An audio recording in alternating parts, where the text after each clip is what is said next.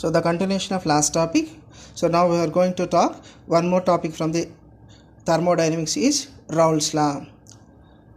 Can be defined as the partial pressure of any volatile component of the solution at any temperature is equal to vapor pressure of that component in the solution. We can define the Raoult's law for the binary solution only, where vapor pressure means the pressure due to vapor.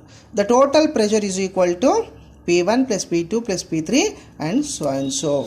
Now the Raoult's law is applicable to only binary solution or binary system. From the definition of Raoult's law, the first equation representing PA is equal to XA into P naught A, where PA is partial pressure of component A, XA is mole fraction of component A, P naught A vapor pressure of component B. Similarly, you can write for the component B, PB is equal to XB into P naught B. It is second equation, where PB is partial pressure for the component B, XB mole fraction for the component B, P naught B vapor pressure of the component B.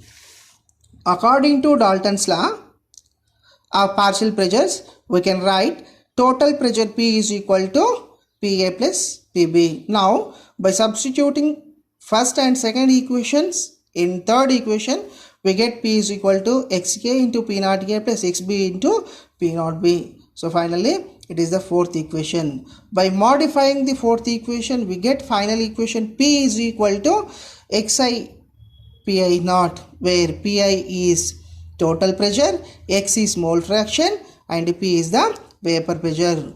Now, I am again defining the Raoult's law definition by using the formula. The partial pressure or total pressure is equal to vapor pressure is called Raoult's law. In other words, the partial pressure is equal to mole fraction is also called Raoult's law. It is also defined as the partial pressure is directly proportional to vapor pressure, where X is proportionality constant or mole fraction.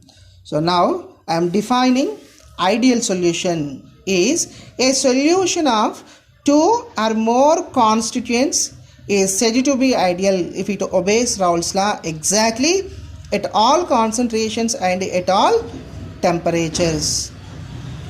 For example, the following binary mixtures obeys Raoult's law over the entire range of concentration and thus form the ideal solution. Examples: ethylene bromide and ethylene chloride, N-hexane and N-heptane, N-butyl chloride and N-butyl bromide, benzene and toluene, CCl4 and silicon tetrachloride, etc. So these are the examples for the ideal solution. Similarly, we can explain next topic or next law is Raoult's law. It is very similar, very close to the Raoult's law. So it can be derived from the chemical potential of the vapor. Mu IV is equal to mu I naught V plus RT ln Pi by P naught. And again, we have to take chemical potential for the liquid state. So then we have to equate the liquid and vapor state of the chemical potential of the solution. Mu IL is equal to mu IV. So now mu I naught L plus RT ln Xi, L is equal to mu I naught V plus RT ln Pi by P naught. By modifying these equations, we get seventh equation as Pi by Xi into P naught is equal to exponential of mu IL minus mu I naught V divided by RT. It is equation 7. So we are taking the total value of exponential is treated as one constant, since the mu I naught L depends on T and P, mu I naught V depends on temperature. The right hand side of the equation is a function of temperature and pressure.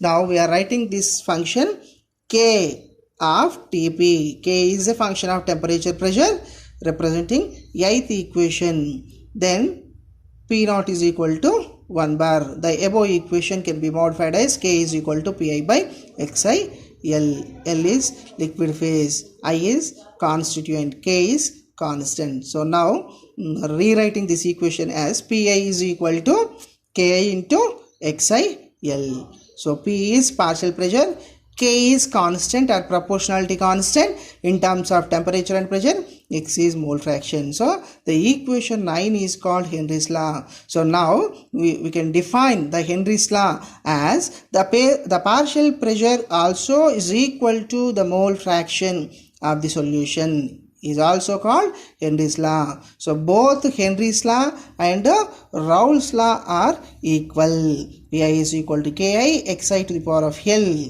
represents Henry's law.